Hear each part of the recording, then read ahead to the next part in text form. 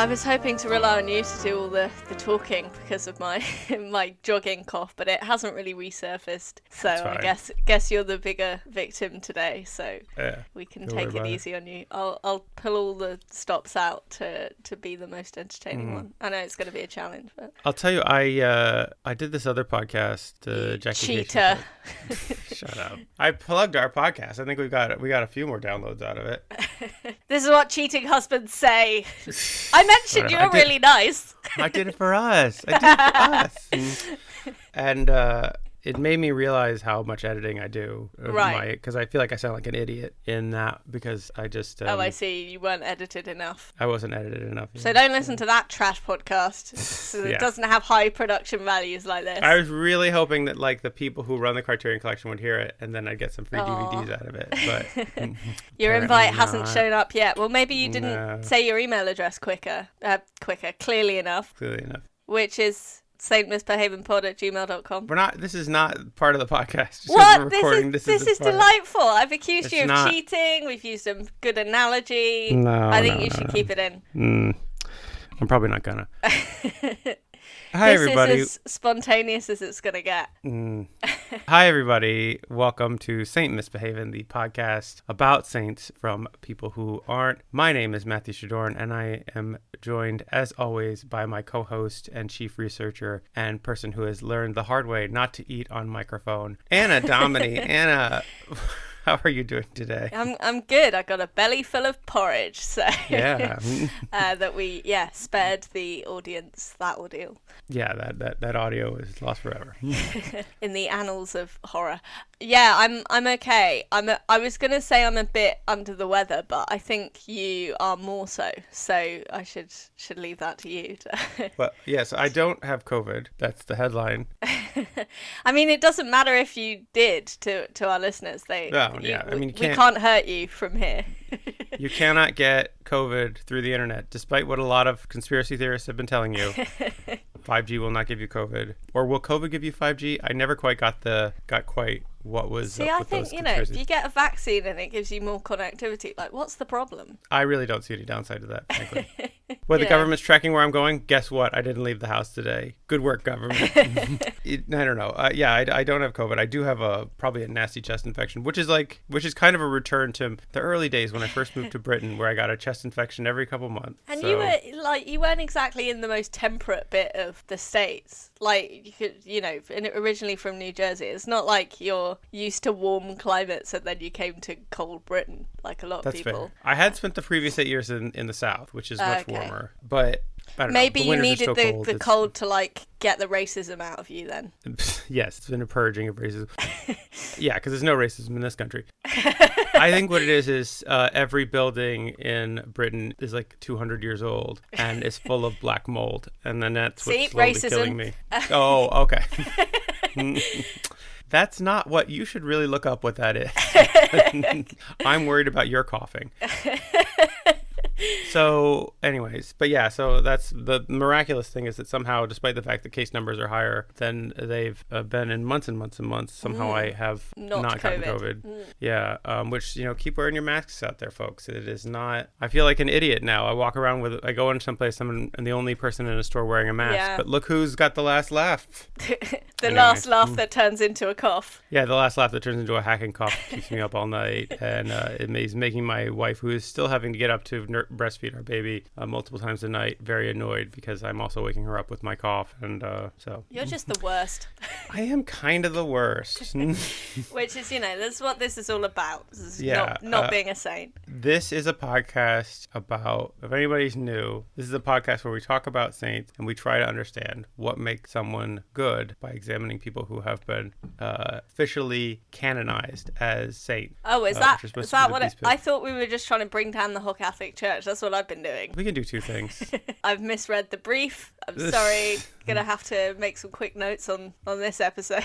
Also we're kind of talking about how we think that maybe organized religion is silly and you should just be good for your own sake and for the sake of the people around you, and don't give money to churches. Anyway, so give it to us instead. Subscribe to our Patreon. We do have a Patreon. You get a bonus episode every month of a show called Ain't Myth Behavin', where I tell Anna about a myth from classical mythology, and we have lots of fun with that. So lots of different mythological things. Much better investment than giving your money to the church. You get actual return as opposed to just guilt. But you still get the Catholic Church. But you still get to hear about fictional characters, so it's just like giving it to the church. Yeah.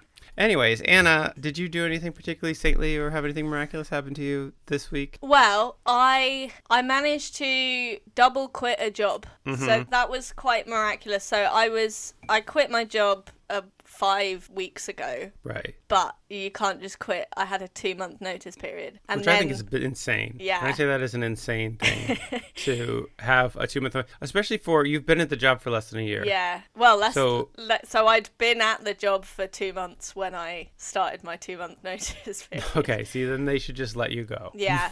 Well, anyway, so after 5 weeks of trying to do this notice period and just getting more and more ill, I was like, I don't think this is working. Can I not do the rest of the notice period? And they were like, and I was expecting them to be annoying and try to make me stay, and they were like, nah, fair enough. So the key is be ill a lot and make yourself completely dispensable, and then they won't mind so much if you need to leave. Well, they ran the numbers and they were like, well, your being here is the same as not being here because you're sick. You've been sick so much that it's basically like you've quit already, so we might as well just cut our losses. Yeah. So that was kind of miraculous because I guess like I'm not naturally a rebellious person who stands up to authority, so it was a good exercise in that sort of. Sure. So that well, they weren't really the man exactly. Well, no. Don't make me feel guilty about being crap at this. You shouldn't be guilty, but I think structure, like as noble as the place was, the job seemed poorly structured. Yeah. And the fact that it had such an adverse effect on your health is not your fault. It is Thank just you. it's just a bad. It's just he a said bad, with conviction. It's not your fault. It's like you're not weak, Anna. Anna. I mean,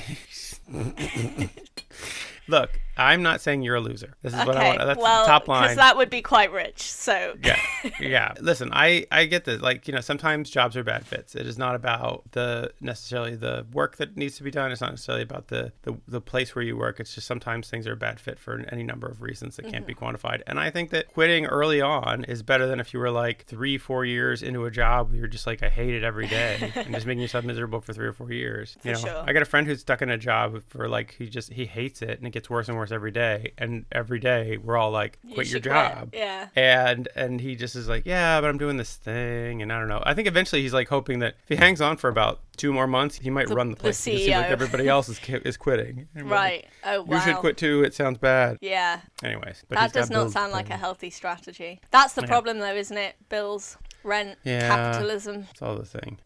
Oh, well. Anyway.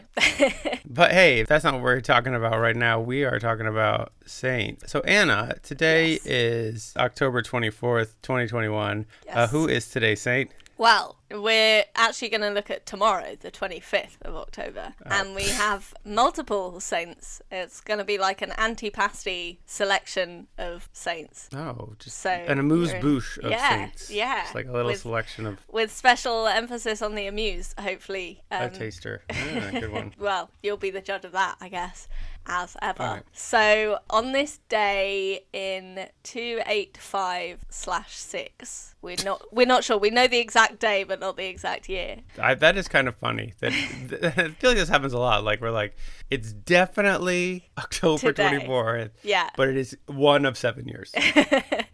Yeah. So today, about 1700 Oh, can I also say, ago. we've gone through a couple calendars since then, too. Yes, so it's true. like the fact that the day is... Anyways, doesn't matter. Okay, go ahead. Yes, so today, roughly 1700 years ago, or tomorrow, roughly 1700 years ago, is the day that Saints Crispin and Crispinian died. So it's their day today. Were they brothers? They were twins, apparently, whose parents had very unoriginal ideas about names. I feel like if you're Crispinian, you're like, you gotta feel bad. Like they were like, twins, because this is, they didn't know they were having twins, right? Yeah. So they were like, we've got Crispin. He's definitely, that's our first choice for our firstborn son, and you can be Crispinian. They were like, because can we call him Crispini-ish, because he's kind of like Crispin. No, we probably shouldn't do that. This is like, so my son's name is Tavish. Would you, if a younger brother or sister, would you call them like Tavishian? Yeah, that's exactly my point. No, my point is like, so Tavish is a Scottish or Gaelic version of the name Thomas. So when you look it up, when you're like, what does Tavish mean? You're like, what does it mean? Actually, the word Tavish in, I think, Hindi means it's a level of heaven. Anyways, but it's a Celtic version of the name Thomas. And you look at what Thomas means, and Thomas means twin. So you're just like, okay. So like in the times before people knew they were having twins, it's like you had a name picked out. I see. You'd have that baby, and then every twin would just be named Thomas. You'd be like, wow. Good thing we have the spare name in the back, Thomas. That's very clever, I guess. Yeah. Like, and is that also therefore where like Thomasina comes from? Because I thought that was just a name that was chosen by people who'd wished they had a son. Oh yeah. Well, actually, so there's this funny thing. Like my wife's mother is named Rabina, and this is and it's just Robin, the name Robin with an A on it. And the thing is, in Shetland, where they're from, your firstborn is always named after the father. Right. So whether it's a boy or girl, you just name it up. So there's like, there are a lot of women with female-sized men's names. Like there's a lot of Wilhelminas, and there's a lot of like Johnnas. I don't know, whatever the Jonathenia. I don't know, whatever. But it's like, it's a very much a thing where you just like Joan. Joan. I guess, I don't know. Yeah, whatever it would be. But I couldn't think of a good Ernestines and So anyways, Ernestine. Wow. Bernadette. What is that? Bernadette. What is that? There's a name called Bernadette. I think there's a saint called Bernadette. We could do. Yeah, but what's the male version of that? Bernard. That's a very British name, to be fair. Oh yeah, that's so British. I didn't even think about it. Okay. Wait, Bernard. Surely Bernie Sanders. Like, you've definitely heard the name Bernard. His name is Bernard Sanders. Is it? I think so. Okay. Well, in this country, that's pronounced Bernard. There's definitely a Saint Bernard. Well, there might be a Saint Bernard.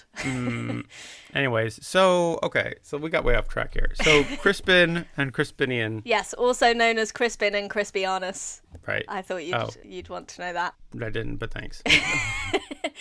So they were twin brothers, born in Rome, and reputed to be of noble descent. But we don't know much about their early life because the legends only really start when they travelled to Gaul to spread Christianity / flee from persecution. So it's a trip, killing two birds with one stone. I was going to say, it's like, we really need to get out of town. But also, while we're out, might as well spread some Christianity. I mean, the thing that got us into trouble in the first place, I don't see why not. Let's carry on doing it, yeah.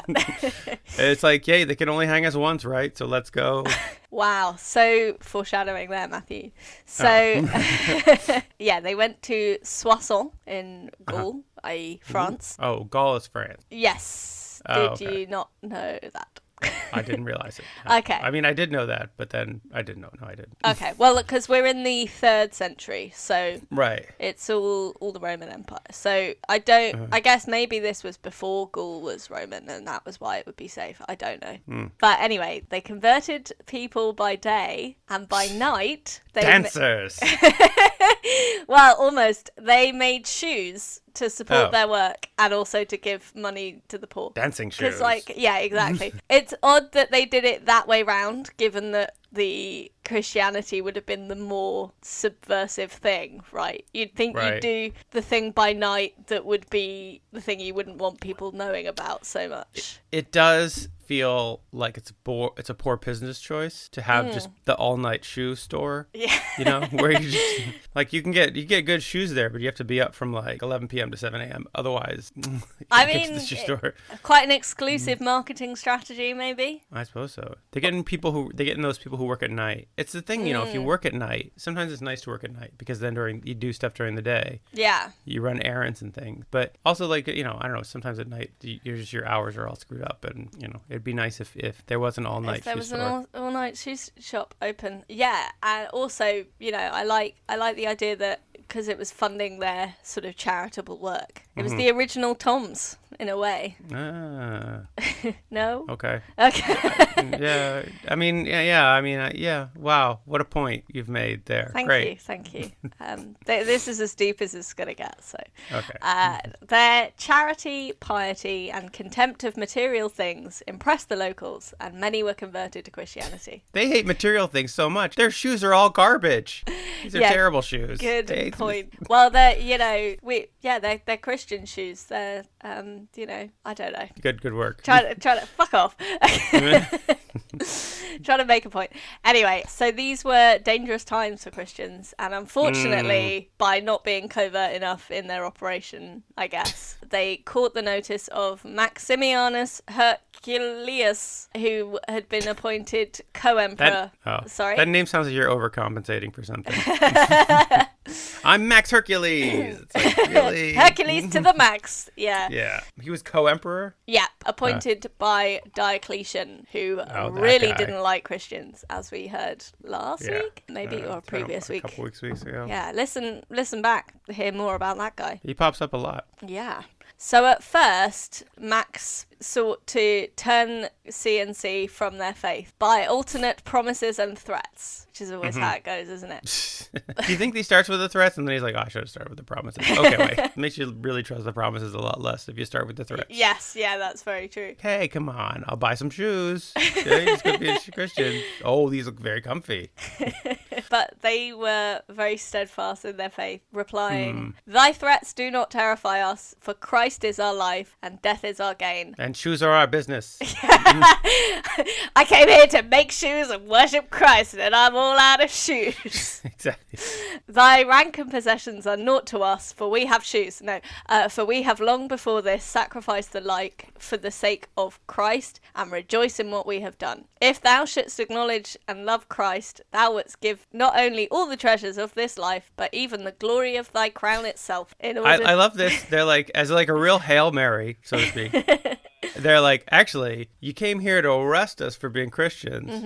Counterpoint, why don't you become a Christian? Yeah. Huh? Maybe be a Christian? Huh? See, they were clearly very, good at marketing, I think. Turning every challenge into an opportunity. Yeah. I mean, this is great. This is like if a cop showed up to arrest you for selling drugs, you're like, but would you like to buy some drugs first? Why don't you buy some drugs? Probably happens. Probably happens quite a bit, yeah. Actually. Anyway, if thou shouldst acknowledge and love Christ, thou wouldst give not only all the treasures of this life, but even the glory of thy crown itself, in order through the exercise of compassion to win eternal life. I like how it's like now like a contest, like you could win it. Yeah. It's a lottery. You don't want to be a loser and not get eternal life, right? Yeah, exactly. However, it worked. Were you about to say, however, that worked? Yeah, this was 10 years earlier than they died. No, well, it didn't work. And when Max saw that his efforts were to no avail, he handed Crispin and Crispinian into the hands of the governor of Belgic Gaul, Rictovarus, or Rictius Varus. Or Rick to his friends. Yeah, of course. He was a most cruel persecutor of the Christians. Boo. So, under his orders, they were stretched on a rack. Oof. Then thongs were cut from their flesh. Which is like strings, which is, wear your own skin as underwear? Like, that's horrible. No. Thongs is in, like, you know how, like, Australians call flip-flops thongs? Wait, they make shoes out of them? Well, they're the strings that hold the shoes together, I think. But yeah, very shoe-appropriate torture. And awls were driven under their fingernails. Owls? Awls? A-W-L-S. It's an awl. Yeah. I have an awl at home. What? Why? It's a really handy tool. It's basically like for getting information out of people. Yeah, well, yeah. If you need answers, you just bring the awl out. No, it's just basically a spike. It's like an ice pick. Oh, okay. And what you can do is you can use it to mark stuff, and like I use it to sometimes start like pilot holes for screws or nails or things like that. Oh, okay. It's just a very handy tool to have around. It's kind of got a lot of uses. Oh, well, now whenever you use it, you're going to think of this podcast and horrible torture. Of all the times I've used it, it's never once occurred to me to put it under somebody's fingernails. But like now, every time that says a lot about you as a person, I think. You would never be a good Roman governor. What? That's a hurtful thing to say. Number one, I look great in a toga. Number two, I can rock a chariot. I could drive a chariot really well. Number three, I think I'd look really good with like laurel leaves on my head. I think just fashionably, like this is really the job for me. Right. You know, they're always like dressed. Ethically, not so much. This is why every time you see me, you know, they say like dress for the job you want. I'm always wearing a toga with laurels and sandals. Got your own vomitorium that you've made just in case. Yeah. Well, hey, you know what? When you're Roman emperor, the world is your vomitorium. So. That's a great slogan for they should have used that on their recruitment for Roman emperors. All right. So yeah, that will happen. And then a millstone was fastened around each of their necks. And they were thrown into the river Aisne, a French river spelled Aisme. Aisne. They were thrown into a river, but miraculously... I think you mean they were thrown in La River. Thank you, yes. Sorry, actually, Matthew, I think you mean La Riviere. So if you're going to try and correct me, I will try harder. Yeah, they were then thrown into the river with heavy stones around their necks. But miraculously, they were able to swim to the opposite bank of the river. And that's... Wait a minute. Are these the foam millstones from the Christmas party? God damn it, guys. These aren't the right millstones. These are the joke millstones. Well, they wouldn't have had a Christmas party. You know what I mean. Well, it was October, the Saturnalia party? Are these the foam ones from the Saturnalia party? There we go. There. I'll edit that in. Very good cultural reference there. No, I think it was just, God was on their side. Not enough to help them evade the being stretched on a rack and, being flayed. And it's like, when you get to the bank, you're like, God, thanks for saving us, but could you have saved me, like, while I still had fingernails? Because swimming in a river with no fingernails as well, that's got to be quite stingy. I think that's probably quite nice. You're like, oh, this cold water feels so good on my bald fingers. My just exposed finger flesh. Like that's, it feels so good. Do you think we are alienating even more of our listeners by talking in a lot of depth about this? Because it's quite disgusting. Who can say? But I feel like for the people who are still hanging out there, it's just like, hey, good job, guys. They're like, hey, I'm into this. Ugh. I've listened to worse podcasts than this.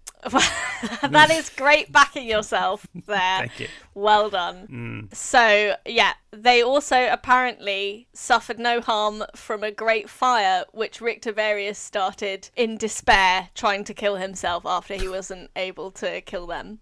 Wait, what? So his attempts to kill them were so unsuccessful that he tried to kill himself and them in a fire. Wait, but they escaped. After they got to the opposite bank of the river, he set a big despair fire, and he died, but they didn't. We've all been there. We've all been like, I'm so sad. I'm just going to burn things now. So he's just like, okay, well, I'm going to burn down the whole town. Yeah. And myself. And myself. It's like, we're all going to hell tonight. Yeah. He did not take his failure well, I guess. No, that of all the people who've had bad reactions to their own personal failings, this might be the top. So, in that case, do you still want to be a Roman governor? If you how do you respond to your own failure, Matthew? I think I respond well. If this is the job interview, I think normally when I fail, I kind of reassess what I've done and then try to learn from those mistakes and not make that same failure again. Yeah, I'm not. Yeah, I've never. I think I'd be a really good Roman governor because I wouldn't burn down my governorship because two guys got away. Which I imagine he's murdered quite a few Christians. You made it sound like he was like this was kind of his thing. Maybe it was his first one. You're right. He had a reputation for persecuting them. I was going to say maybe he was on an internship trying to prove himself, but no, that wasn't it. So who knows the psychology of this guy? Yeah. But I mean, I guess if your thing is killing Christians and then you fail. You've set the expectations up. Yeah. I mean, one would hope that he would have more duties than just the one thing as far as being a governor. I mean, it's quite a Tory way of running the country, isn't it? Where you just have one guy responsible for doing nothing other than making everyone's lives miserable. Yeah. And like, he can't do that. Just like, well, I guess I'll just burn it down. It doesn't matter. Wait, that's all of them. What? Anyways.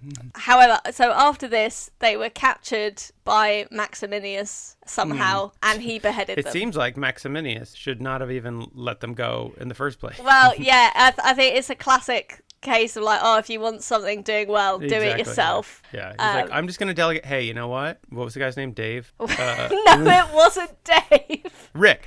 Rick, yeah. Rick, yeah, look, here's the thing, Rick. I'm so swamped with so many other things. Can you just torture these guys to death? You'd be doing me really solid. And hey, you know what? I believe in you, Rick. You can do this. And then Rick fucks up, burns down the holes that like, wow, I really should have put this much faith in Rick. And it's like, okay, I'm just going to cut these. I should have cut these guys' heads off years ago. First saw them. Yeah. When here's the thing. I should have just done this one and done. Should have just had this. This is. I made too much of a thing of this. This is. It is very workplace analogous, isn't it? It's like, you try and delegate and then it just comes back to you as a mess. Yeah. So he beheaded them. On this day, on tomorrow, in 285/6. We took a whole year to behead them. Very slow acts. Yeah, maybe that was it. Or, maybe the record of the day was lost in the fire. Who can say? Also, what? No, but the fire happened before they were beheaded. So how would the record be lost? I don't know. But they lost the record of the year? They're like, what year is it? Well, maybe our one calendar burned. Yeah, so we're not sure. Let's say 285 or 6. So also it occurred to me, maybe Rick was not trying to kill himself, but was just trying to set a fire, but then his toga was too long. And they're probably quite flammable. Mm-hmm. I could see that, yeah. Yeah. Anyway, so their remains were buried at Soissons, but afterwards moved partly to Osnabrück in Germany, and partly to the Chapel of San Lorenzo in Rome. And there are also relics at Fulda in Germany. When I say partly, I don't know which body parts, but I guess, their heads had already been chopped off, so they were ripe for splitting up the relics. Right. But yeah, the heads, that's right there. But I mean, like, there's two of them, so just like take one and... that's a good point. Do you think it would be cruel to separate them in death? Yeah, you got to have them always so close. Together. Well, sadly, Crispin became the more famous one. We'll go into that in a sec. Okay. Which seems classic, like firstborn, oldest twin. But yeah, we're on relics at the moment. Okay, sorry. So pay attention. So in the 6th century, so like 200-ish years later, 300 years later, a stately basilica was erected at Soissons over the graves of the saints. And a guy called Saint Eligius, who was a famous goldsmith, made a costly shrine for Crispinian's head. So I don't know where Crispin's head was at this point, but Crispinian got a gold head shrine. You were like a costly shrine. So do you think the church was like, oh boy, this is a lot more than we thought it was going to be? How about, now wait a minute, what if just instead of paying you, we make you a saint? Oh, good. Yeah. Classic exposure pay for artists. Yeah. This is your Saint Eligius. What was his name? Eligius. Yeah. He's like, we'll make you Saint Eligius, whatever. And there was no internet at the time, so he couldn't go and start a campaign on Twitter about paying artists. Yeah. But also, maybe it would have cost more if it had been for both of them, or that's true. Crispinian's So can we put both heads in the same box? We can only fit one head? We can only afford to fit one head in the box? All right, fine. We'll just, flip a coin. Oh shit, we wrote crisp on both sides of the coin. We don't know who's who. There's a Kentish tradition that claims that their bodies were cast into the sea and floated ashore at Romney Marsh, which I guess is in Kent. Kent? Yeah. So they were tossed into the sea in France. Yeah. I guess they could have been tossed into the English Channel. Yeah. Okay. All right. Because I was thinking Italy, and I was like, well, that's a hell of a drift. But then no, they were in France. Okay, so. I see what you mean. Yes. But to be thrown in the English France, Channel, it's and not. Just, not beyond the realms of possibility. That wasn't their greatest miracle. I think that was escaping the fire. That doesn't seem like a miracle at all. It seems like, well, fuck, now we're in Kent. God, there's so many Brexiters here. It's Awful. Ugh. In medieval France, their feast day, which is tomorrow, the feast day was the occasion of solemn processions and merrymaking. Wait, what? So I guess it was a day of two halves. Oh man, like it would be a shame if like those two parades meet in the middle of town, like you're being very solemn, and then here's just like revelry, bacchanal. Yes. You're like, why are you guys so solemn? Like, why are you guys so fucking revelrous? Yeah. and just everybody's angry. But in the merrymaking, it was the guilds of shoemakers who were the chief organisers. So lots of shoe-based fun, I imagine. Strawberry laces would have been the snack of choice, maybe. You got any others? I'm a bit tongue-tied on that one. Oh God. Yeah, very good. Yeah, I don't. Yeah, it's just the life and soul of the party. This is terrible. Wow. I've never had such immediate feedback. That was great. All right, fine. Here you go. You're about to get booted from this podcast. Yay! Shut up. I got him to join in. Yeah, so like shoe-based fun, I don't know, like bobbing for shoes, just whack a shoe. Like, did they just have a shoe on a string and kids would dance and they'd hit it and they'd be like, hey, shoe. Pin the all on the fingernail, maybe. Yeah. Oh, sorry. That was distasteful. The awl is a tool for peace, not a weapon of torture. Well, you're not using your imagination. Sorry. Yeah. Maybe they'd be like, who can tan this leather the fastest? I don't know. There you go. They'd have a shoe eating contest. Yeah, that kind of thing. Where everyone loses. Yeah, a shoe fight. Everybody just throwing their shoes at everybody else. Fun. What about a race where you could do a race with broken shoes? Well, you have to put both your feet in one big shoe, and then you have to like hop. That's a fun race. Or you have two shoes, but they're like 5 sizes too big. Yeah. Is this a festival that still happens? Can we go to this festival, or can we pitch them these ideas anyways? Well, we should, but I don't know if it's been celebrated since medieval France. However, there is a St Crispin's Fair in Northampton, which is just north of Oxfordshire. So presumably just north of Hampton too. No, actually, it's like miles away. Oh. But yeah, Northampton, the Saint Crispin's Street Fair. So again, why just him and not Crispinian? Rude. The ironic thing is it's a 2-day street fair, so the second day could be Saint Crispian's. Yeah. Crispinians. But they just ignore him. I think it's not taking place this year because of COVID. Oh. I couldn't find any info on it since 2019, so I guess they're just keeping it quiet. They don't want to remind people of what they're missing out on. No, if we're wrong and you're organising the Crispin Street Fair, or you're involved somehow undercover, please let us know. Write in. Yeah, you should write in. Saint Misbehaving Pod. Oh, go on. I'll let you do it. No, let's do it at the same time. Oh, that will be more confusing. That's what I want. So, okay, ready? 1, 2, 3. Saint Misbehaving. Oh, you started after me, you idiot. You started it wrong. Oh my God. We just said 1, 2, 3, and then you. Yeah, you said 1, 2, 3, and then I started. That's how that works. I said 1, 2, 3, and then you. All right, paused. you start, and I'll follow you. So if you're organising the St Crispin's Street Fair and you want to hear our ideas for elements that you should be introducing, or just want to let us know about it, please write in. We're at Saint Misbehaving Pod. This is awful. You're awful. I can't believe you're doing I think what it is there might be a slight delay. I don't think that's true because there hasn't been a delay all the rest of the time. I think that's a convenient excuse. Oh my God. All right, whatever. Okay. Please write in at saintmisbehavingpod@gmail.com. See, it's annoying, isn't it? How am I saying it at a reasonable pace? I'll let you say it. Go on. Wait, I think the problem is that... The problem is you, Matthew, not the technology. No, I'm turning... All right. 1, 2, 3. Saint Misbehaving... You paused again!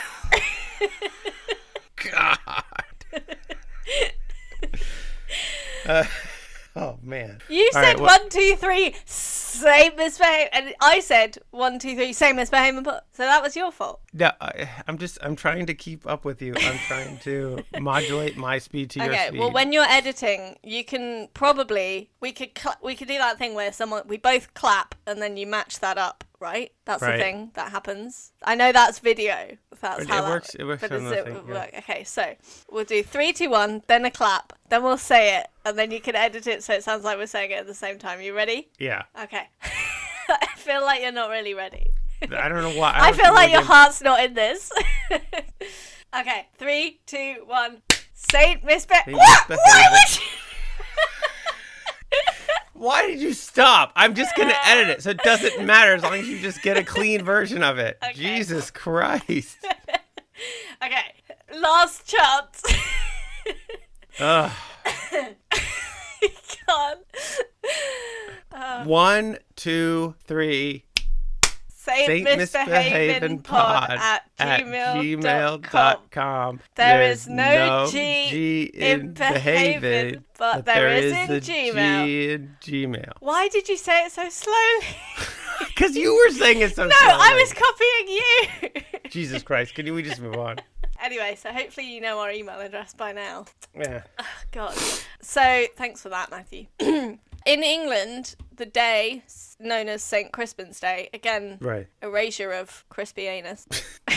Don't do that. Just an alternative pronunciation. I don't know. It's Latin. It's difficult to know. In England, the day has acquired additional importance because it's the anniversary of the Battle of Agincourt in 1415. That is an important battle. Yeah. We all know about. There's no reason to go into it, but we all know. Okay, good. Well, so in Henry V, I think, or... Mm-hmm. Did Shakespeare write a play called Henry V, or was he just a character? Yeah, he did. No, yeah. Henry V is, yeah. Yeah, okay. So there's a speech where they talk about how it is St. Crispin's Day, so that's nice. And occasionally also Crispian, so got both of them in there. St. Crispin and Crispian. Yeah. Yay. Yeah, somehow making that into iambic pentameter. Also, on this day in 1147, there was a battle in Lisbon, the fall of Lisbon, and during the Crimean War in 1854, the Battle of Balaclava, and in 1944, it was the Battle of Leyte Gulf in the Pacific. So this day is often marked by fighting, which I feel is not what Crispin and Crispian would have wanted. They probably wouldn't have wanted. They would have wanted people just to enjoy shoes that day. Yeah. You just spend a day enjoying one of God's greatest gifts, the shoe. That's how we should mark the day. There is actually a shoe shop. When I googled Saint Crispin, the first result was for a fancy shoemaker. So clearly he can well, it was on the internet. But clearly you found a shoe shop like in London or someplace. Oh, well, it might be. Let's have a look. Saint Crispin. Oh, well, now because I've been reading about the street fair, that's the only results I'm getting now.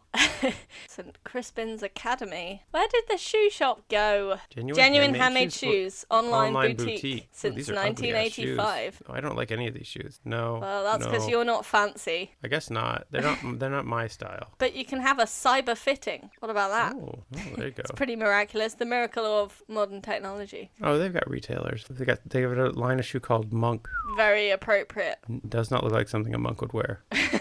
Anyways. They're in Austria. Oh, interesting. So clearly he's an inspiration throughout Europe. Okay, so... I'm just sad they haven't talked about why they're called St. Crispin's on this website. So that's why you guys need us to bring that to life. But because of the association with shoes, St. Crispin is commemorated in lots of random shoe-related phrases. Okay. So a shoe shine kit is sometimes called a St. Crispin. Oh, okay. Again, erasure of Crispinian. An awl is sometimes known as St. Crispin's lance, which sounds much more epic than an awl. So next time you use one, be like, I am taking up St. Crispin's lance for Honey, this have you DIY seen my project. St. Crispin's lance? Have you seen my... It was around... What the fuck are you talking about? My Saint Crispian, I'm using it all the time. It's the nice one my dad made with me. Oh, my husband's gone insane. And if your shoes are too tight, you're said to be in Saint Crispian's prison. Which is very poetic. I think we should adopt that. Did you know that the Queen employs a human being to wear in her shoes so that she never has unworn-in shoes? Isn't that gross? I mean, they must have some other job, right? Maybe not. Maybe they're just the shoe person. Because if you're wearing in shoes and you're getting blisters all over your feet and stuff. That's true. Maybe it is literally like you put on a new pair of shoes and just walk up and down Buckingham Palace all day. See, I like to think she just has like her office, which is just a regular sized room. She's just constantly like walking around doing like lunges. Maybe they got her a treadmill. Oh yeah, a treadmill. That would be smart. Then you get all the every time they give her like, okay, so the Queen got 10 new pairs of shoes today. You're gonna need to break those in, and they're like, has the request for my treadmill come in? It's like, no, sorry, we don't have the budget for it. Yeah. Maybe that person's office is called St. Crispin's prison. I hope so. Maybe as part of our grand tour of the world of saints, we should do a tour of Buckingham Palace. They should employ prisoners to do that, to break in the Queen's shoes. Oh God, that would be so feudal and yet appropriate, wouldn't it? I think there's nothing more appropriate than if prisoners in the British prison system were forced to break in the Queen's shoes. I don't think any Tories listen to this podcast, but if they did, that would probably become policy. They just have to walk. They have like 10 prisoners, each wearing a different pair of shoes for the Queen. They're just walking in a circle. Each one has their hand on the shoulder of the person in front of them, just walking in a tight circle around the yard. Constant guards. just guys there with shotguns. That's how I imagine the Queen gets her shoes broken. I imagine that's accurate, and we'll never know. It's the kind of thing that will be covered up for years after her death. Which may have happened by the time this podcast came up. Wow. She was just in the hospital yesterday. I know. But she also, has been feasting on the blood of the innocent. So she'll be all right for a few years more, I reckon. Everybody's like, she's 96. And I'm like, she's rich 96. Yeah. It's a different level, guys. That's like average person 70, right? Yeah, or 40. I don't know. She's probably in better shape than me. She feels better than you do right now. Yeah. Probably. Oh, she doesn't look better than you. Thank you. That was the highest of compliments. I've said you don't look worse than a 96-year-old lizard person. So there's all this stuff named for Saint Crispin. Mm-hmm. Is there anything named for Saint Crispian? No. No, that is youngest sibling curse right there. That is really rough. But hey, at least he gets to share in the patronages. Right. Can you guess what those are? He gets to do the work, but he gets none of the recognition. Yeah. I mean, it's like, I do think his brother's like, well, it's like, my name is like 2/3 your name. Yeah. So it's like they're saying your name too, whenever they say Saint Crispin, right? Yeah. So do you want to have a go at guessing their patronages? Are they the patron saints of naming twins? No. Not one of the things that they're recognized for. Are they the patron saint of remembering both your kids' names? That would be very appropriate. Just call them both Chris. Makes it much easier. Yeah. Are they the patron saint of? This is probably true. Are they the patron saint of nail salons? Who do nails? Oh God. No. It seems like one of those ironic patronages. They'd be like, yes, there's nails in the story, so obviously they're in charge of nails. Oh God. No, but apparently, I mean, I guess this is because of the leather connection. They are the patron saints of glove makers. So if you go to a nail salon and they really mess it up, not as badly as the all situation, but if they mess it up somehow, I don't know. I've never paid to have my nails done. Really? Yeah, it just doesn't really seem like a thing that would be worth spending money on. Because I'm so clumsy, I would just ruin the finish on like the first day or whatever. Yeah. So then if they mess it up, you can just put gloves on, I guess. Yeah. So that is adjacent in a way, hand related. I think they were wearing gloves because just to cover up their open wounds on the ends of their fingers. Yeah, so. True. Do you think they fashioned them in some time between the nail time and when they died? They just fashioned themselves some gloves. Because I feel like if you're confident with leather, it's like if you can make a shoe, you can make a glove. It's like, have you seen that advert for the British Army where it's like, no. If you can fix a skateboard, you can fix a car. If you can fix a car, you can fix a tank. And if you can fix a tank, you can be an engineer in the British Navy. That's a real advert. Why are there tanks in the Navy? Huh? Why are there tanks in the Navy? Okay, maybe it's the army. The point is... Wait, so what do you need me to fix about this tank? Oh, this is the bottom of the ocean, isn't it? We thought that would work. Can you turn it into a submarine, please? Yeah. No, I messed that up. Yeah. Anyways, I get what you're saying. I'm sure the Navy's got a couple tanks. So I guess they're the patron saint of shoemakers, right? Yes. And cobblers, which are different. How's that different? So apparently... A cobbler's a shoemaker. Well, apparently in, like, I don't know, British medieval times, there was a legal distinction between a cobbler and a shoemaker. And there was, like, a guild of shoemakers and a guild of cobblers. And you weren't allowed to make shoes if you weren't in the guild of shoemakers. So if you were only fixing shoes, you were a cobbler. Oh, I see. A cobbler fixes shoes. Yeah. Oh, okay. So the shoemaker's I the just real imagine the artist. Great Victorian street fights between the guild of shoemakers and the guild of cobblers. Probably happened. That's a speculative fact from us there. They are also patrons of lace makers, which again, I feel like this is a double entendre because lace, didn't we find that Teresa was a lace maker? Yeah, she was. Oh yeah, but like, but maybe this means shoelace.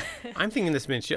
That didn't occur to me until you said that. Like I was like, oh yeah, shoelace makers, right? I was like, anything shoe related. Yeah, basically. They're also the patron saint of socks. They're also the patron saint of, like, I don't know, shoe trees and shoehorns. Shoehorns, very important. Yeah. Shoehorn makers. which thus makes them the patron saint of this podcast because we shoehorn in any old crap. I suppose. So yeah, are there any other shoe related patronages for them, or they're the patron saint of insoles?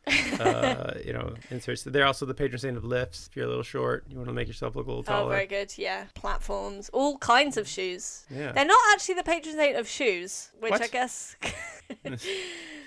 I guess makes... Well, like, if we had patrons of inanimate objects, yeah. There are certainly patrons of places. Yeah. I don't know. Actually, that's a good point. Maybe you're a patron for vocation. Yeah. Or like a type of person. Yeah, or animal. They're not the patrons of cows, which I guess is appropriate. That makes sense. They would have been the natural enemy of cows. Yeah. The natural enemy of a cow is, of course, the shoemaker. As we know from watching all those nature documentaries. Yeah, leather workers. Yeah. Shoe related. Weavers. Tanners. What? Yeah, very good. Saddlers. Did you say beavers? No, weavers. A weaver. Yeah. Which is still kind of surprising because what do you weave in a shoe? Maybe that's the shoelaces. Maybe you put your shoes on and then you weave.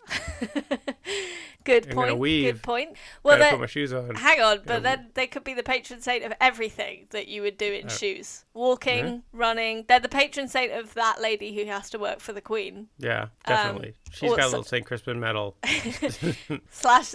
therefore also prisoners in Britain if you're following your ideal way of setting up the country, clearly. And yeah, that's it, I think. Cobblers, glove makers, lace makers, leather workers, which sounds... Leather daddies. Yeah. Saddle makers, saddlers, shoemakers, tanners, and weavers. So basically... In a way, they're the patron saint of synonyms. Right. They're the patron saint of leather and all leather-related goods. Yeah. All your luxury leather goods. Whip makers. Whip makers. BDSM doers. Yeah, just that. Yeah. Should be. I mean, probably, but this is not in the Catholic records. Come on, they got the thing on. They got stretched on the rack and stuff. Oh God, that's so true. Oh God, guess, you have desecrated this now, Matthew. Sorry, I'm not trying. I'm not out here trying to kink shame people. Jeez. You were getting a bit hot under the collar when I was talking about the stretching on the rack. I see this now. Yeah. But yeah, that's them. Do you think? What do you reckon? Well, I feel like me and shoes don't get along. So you visit St. Crispin's prison a lot then? Yeah. Wait, is there St. Crispin's prison? That's yes. I'm sorry, that's the expression. I forgot. Yes. Come on, it's your new favourite phrase. You gotta get. It is. You gotta get practicing on working. Oh boy, trapped in St. Crispin's prison today, boys. It's like that's the kind of office place banter you want to start to incorporate into your everyday life, folks. Exactly. You are so welcome. Yeah. Also, I mean, if you're working on a DIY project, Matthew, please don't offer to show someone your St. Crispin's lance. I think it seems bad. Also if you're St. Crispin, like, don't name that after me. That was that's very triggering for you to name that after me. Yeah, good point. But I don't know. No, I don't know. Sometimes I feel like my feet are weirdly sized, and so like shoes, I always feel like I'm getting like the wrong size shoe. I got some comfy shoes the other day. I found some comfy shoes online. Yeah. I'd say. Were they from St. Crispin? St. Crispin shoes, yeah. You know what? I was down on them before, but now that I've looked at the website for a few more minutes, I'm like, you know what? Yeah, I like these shoes. I've ordered 10 pairs. And I got some prisoners breaking them in as we speak. I found there's this online company called Carayumas, and if you order them, they plant trees in Brazil. And, very nice. Also, there's no animal products in them, so that's good for me as well. And they're bright colors, which I like. Oh, so. Okay. Have they arrived yet? No, yeah. I've gotten like 3 pairs now. Oh, wow. So, yeah. So you really, there's a brand you stand by, literally. I do.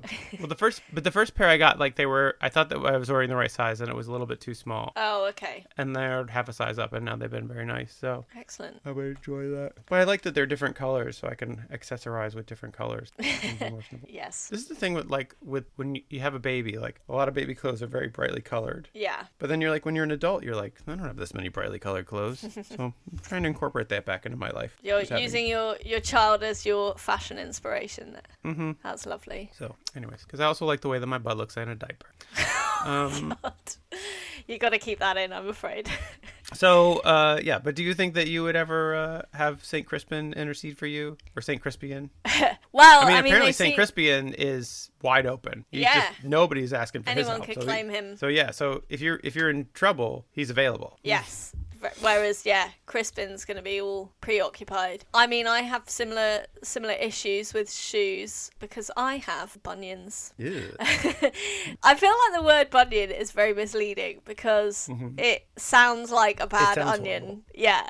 And it's not actually like a weird, smelly, pussy thing. It's just your bone gone kind of wrong, right? Yeah. So it just means my feet are misshapen. So I get blisters quite a lot, and like it takes me longer to break in shoes than it should, I think. And like I don't wear high heels at all. So which is too bad because you're quite short. That's for me, because 5'2". So that was Crispin and Crispinian. Do you want another saint? Yeah, because I think I have to cut out like 15 minutes of us trying to sync up. I don't think you do. I think that was art and joy. Okay, well, if you have another short saint for today, then let's. I do, and see if you can figure out why I chose him. Okay. So. What was that sinister little laugh? You'll see. Saint Carlo Gnocchi was born in San Colombo Alhambra, a few miles from Lodi. Is this spelled like the pasta gnocchi? Yes, it is. Ah, okay. And he was born to his parents Enrico Gnocchi and Clementina Pasta. All right, now you're just making this up. This is like something. This is like some anti-Italian racist wrote this. That they're just like, Mr. and Mrs. Pasta, they gave birth to this kid Gnocchi. No, it's 100% real. Although it's only on Wikipedia, none of the like Catholic websites that I usually go on for my research. Okay, so maybe you're right. Maybe someone has pranked Wikipedia. There are a lot of photos of him. He doesn't look like pasta. When was he born? I was gonna say because I imagine he was just like he looks like a human gnocchi, like he's just a big ball of a man.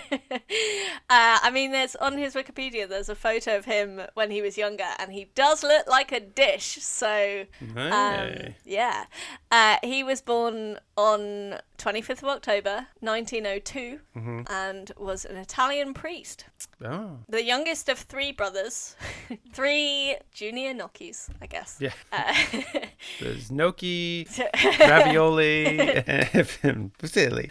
Very good, very good. So when he was 5, his father died of silicosis. Okay, come on. This is all made up. Matthew, silicosis is a very serious condition caused by his unhealthy job as a marble worker, okay? So... Okay, wait, so what is... Oh, silicosis. Oh, I see. Yeah, I was just pronouncing it misleadingly. Okay, well, that's... Yeah, okay. Is that one of those... That's one of those diseases that, like, they got to modern day and they were like, listen, we need to raise money for this, but we cannot ask for money for silicosis. Can we give it a different name? So you're saying it's silicosis. So he would have inhaled... What is he inhaled? A bunch of... tiny fragments of marble. Fragments of marble, okay. So that's tragic then. That is tragic, and I'm sorry I made light of it. Yeah. So the family, when his dad died, the Gnoccchis moved to Milan, but there his older brothers died within a few years, both from tuberculosis. Oh, and their names were Mario and Andrea. Sorry, but Mario Gnocchi. I feel like Carlo got off lightly there. I feel like this is a common thing when we've talked about saints is they move up north and then a bunch of people die of tuberculosis. Guys, do not move to the north of Italy. If you're listening to this from the early 20th century, do not move to North Italy. Go to North Italy. Yeah. It's apparently a death trap. It was a very devout and fervent environment in the village of Montesiro in Brianza, but he often had to go and stay with relatives because he also had poor health, but he didn't die for a while. Okay. So while he was up north, he was approached by a priest called Luigi Getzi, who... He gets it. He gets me. So he helped him choose a seminary to go and be holy at, I guess. Oh, okay. So he's like a guidance counselor. Yeah. He's helping him navigate the application process. Okay, in this name, it wants my name, and I put Gnocchi, and the form is laughing at me. What do I do now? That kind of thing. That's the kind of thing he would have helped him with. Yeah. And I relate because Anna Domini, people often think that's a fake name. At least his parents didn't double barrel their surnames. It turns out it's just your personality that's fake. What? I'm not. If I was fake, would I be such a dork? Really? No, I guess not. No one could make up this level of incompetence. And that's my true alibi. Anyway, so he received his holy orders as a priest in 1925 from the Archbishop of Milan and started his passion of educating the youth in various different parishes. A noble calling. That's nice. Yeah. Here's a quote he said about youth. Okay. Yeah, I'm sorry. You said it's nice, and so I'm going to ruin it. He said, how nice it is to play in the snow when it is clean and white. Jesus also likes to play with the souls of the children when they are white and clean. But if they get spoiled, Jesus doesn't like them anymore. Oh my God, what the fuck? So yeah, I mean, he's Catholic, I guess. That don't make sense. Oh my God, that's horrifying. That sounds like, you must stay pure and white. Pure and white! Oh, God, yeah. I'm sorry I told you about that, because he sounded like a nice guy. He sounds like a nice guy, but now he sounds like a real asshole. Like to be... I'm only interested in good children. Have you done one thing bad? Well, off to the street with you. No, not here for you. But... yeah, he was, despite this horrifying philosophy, he was very popular, created a deep bond with his parishioners, and built a reputation as an educator, and eventually became spiritual director of the Gonzaga Institute. Hey! Yeah, fun little that throwback. Guy from a couple episodes back. Indeed. At the end of the 1930s, he was named chaplain of the Second Legion of Milan. Okay. And is this a fascist thing? In fact, not. It's subverting expectations. So his mother, to whom he was very close and attached, died in 1939. I mean, she had a good run based on the fact that his dad died 30 years before. Well, she wasn't working in a marble quarry. True. But they did move up north, so she managed not to get TB. Trap. Again, avoid northern Italy at all costs, folks. Yeah. If you're in the early 20th century, it seems like it's bad. Yeah. It might be fine now. Who knows? Who can say? We can't travel, so it doesn't matter. So, at the start of World War II, Gnocchi volunteered in the Val Tagliamento battalion of the Alpini, who were sent to the Greek-Albanian front. Okay. And after the Balkans campaign in 1941, he left for the Russian front as chaplain of the 2nd Alpine Division, where he participated in the Battle of Nikolaevka. Don't get to do much Russian names on here, so that's fun. No, it's a rare treat. So wait, so he joined the army. Yeah, as like a war to bring Jesus to the war, I guess. Right, but then he's in the Russian front, so he would have been fighting. This is still Axis Italy. Yeah. Yeah. Okay. But he did sort of. It was an experience that made him realize the horrors of war. So. Oh, okay. During the dire retreat in the Russian steppe, he nearly fell victim to the freezing cold. Dazed by frostbite, he would certainly have met the fate of thousands of other Italian servicemen had not a medical officer named Rolando Prada (brackets) of the famous leatherworking family. See, it's all related. Is it really? No, that's the only real. Well, they're on the same day, but that's the only real connection. Wait, no. I'm more interested in this Orlando Prada. Oh yeah, no, he's Rolando Prada. He was part of the famous Prada family. Yeah. Famous. Okay. Yeah. Recognized him and put him on a passing military sled, which sounds much more festive than it actually would have been. And they gave him some hot chocolate. Yeah. He's all swallowed up real cozy and like dashing through the snow. They sang carols all the way back to Italy. Away from the front, over the enemy lines we go. Yeah. I just made that up on the spot, okay. It shows. You can tell. Yeah. Okay, thanks. So, having survived the conflict, he gathered the last wishes of the wounded, I guess like other people who were in hospital with him, who then died. That must have been awful. Just come up with, hey, any last wishes? Like, what? The doctor said I was going to be okay. Oh, shit. Sorry, buddy. I didn't read your chart. Sorry. But just in case, you never know. Yeah. But no, he gathered up their wishes and went all over Italy as a messenger for the families of the deceased, including going into the Alpine valleys to find the relatives of fallen comrades. And he then became part of Catholic Association for the Aid of Refugees, and nice of him. Helped Jews and escaped Allied prisoners of war flee to Switzerland. That's yeah, all right. Around there. He did, and he wrote articles in an illegal magazine, Il Rebelle, which means the rebel. Oh, and it's a pretty sexy magazine. He was rebellious. What? He was imprisoned more than once, I guess, for not towing the propagandist party line, right. But obtained liberation by the intervention of the Archbishop of Milan, a different Archbishop of Milan from the previous one. It's been a few years the now. old one. Who knows? We don't talk about that. It's very sinister. It's a chaotic time. It's best not to ask. Indeed. Yeah. In doing all this work, he came up with the idea of creating a charitable centre that would look after the victims of war, which developed into an institution called the Pro Juventute. The what? Like Pro Juventute, so it's like youth. I couldn't find a translation, but something to do with young people. Oh, okay. Because and he it's believed. Yes. I think that means it's for them. We're for the youth. Yeah, for the youth. As long as they're not naughty, obviously. Yeah. Oh, unless they have dirty souls. dirty souls. Like snow with mud in it. Ugh. Oh, Satan's tracked all over the clean white souls. Get them away from me. Okay, so it's also known as the Juvenile Foundation, which means everyone who's running it is about as mature as we are. It's a Juvenile Foundation. Works hard to get farts and butts into it. You sit down for your interview and there's just a whoopee cushion on your chair. Yeah. But so the focus of his work was children who'd been affected by war, including like handicapped children who'd been blown up and stuff, and children affected by polio as well. So well, this is nice. This is all very nice. It's all very good. Is there a rug you're going to pull out from underneath me here, or no? Seems like that's what you like to do. I get attached to a saint. I'm like, this guy's really nice. I'm setting my store by this guy. No, he was pretty good. Turned out he was a cannibal.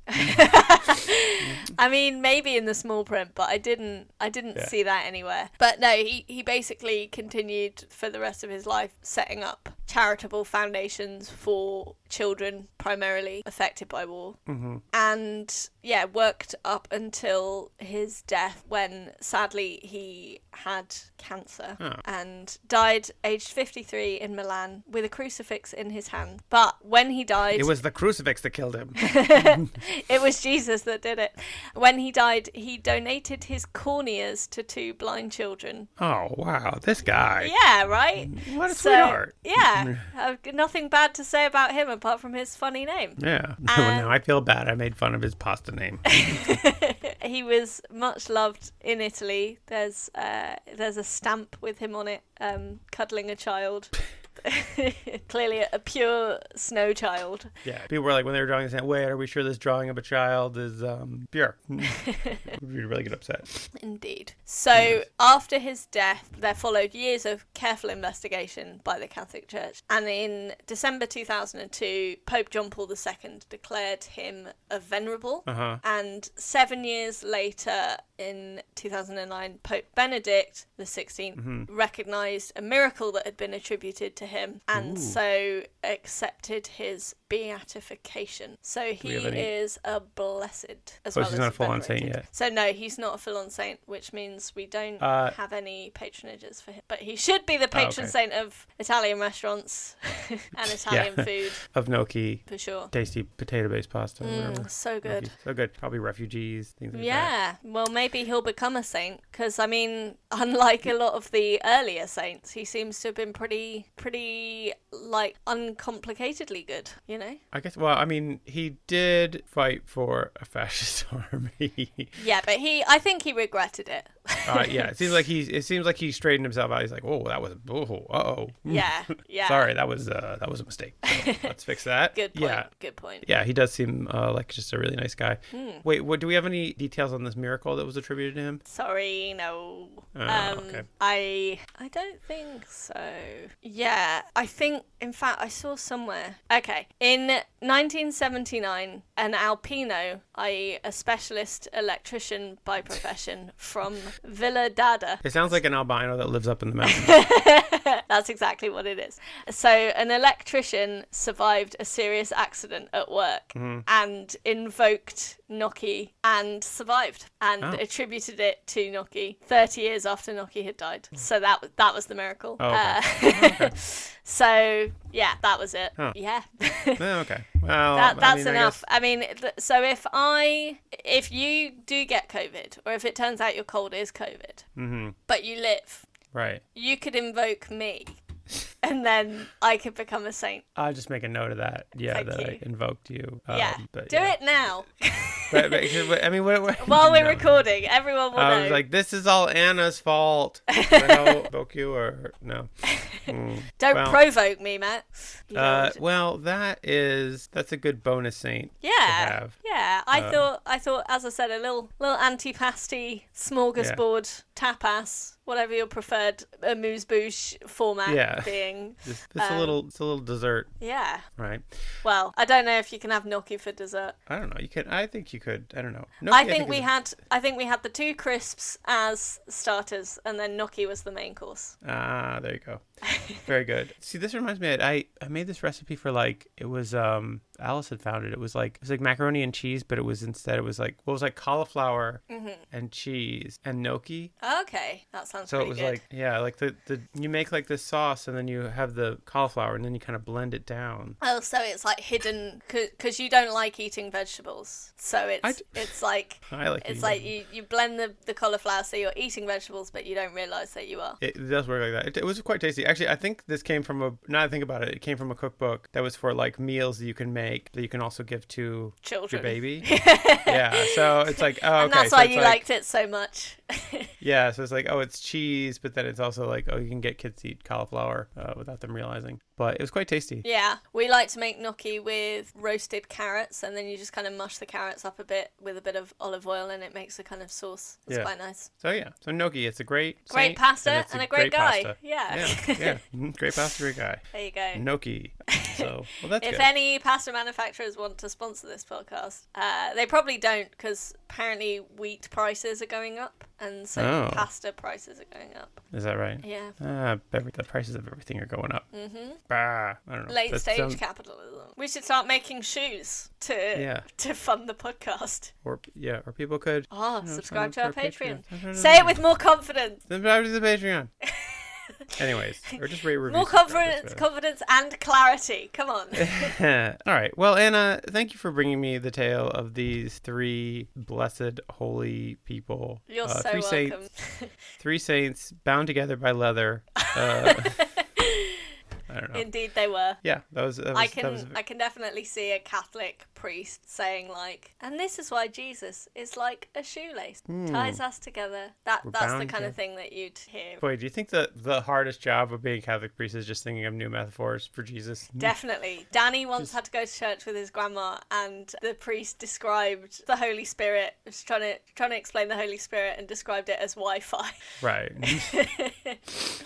And it's like, they gotta hope that people keep inventing new things so that they can find new analogies. Just the priest just sitting at his desk, just pad of paper in front of him.